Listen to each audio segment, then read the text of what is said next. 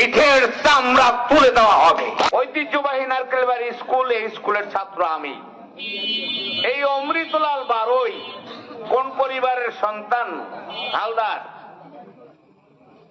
নিজের গায়ের দিকে তাকিয়ে কথা বলবেন, কাদের সম্পর্কে বলেন। আরো 400 বছর আগে আমার ঠাকুরদা ব্রিটিশ বিরোধী আন্দোলন করেছে।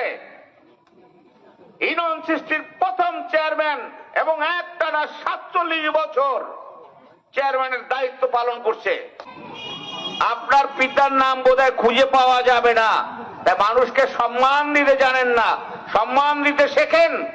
এবং আপনি ঐতিহ্যবাহী নারকেলবাড়ি উচ্চ বিদ্যালয়ের ঐতিহ্য ধ্বংস করার একটা অপপ্রয়াস চালিয়েছিলেন। বাড়াবাড়ি করবে না, বাড়াবাড়ি করলে পিঠের চামড়া তুলে দেওয়া হবে।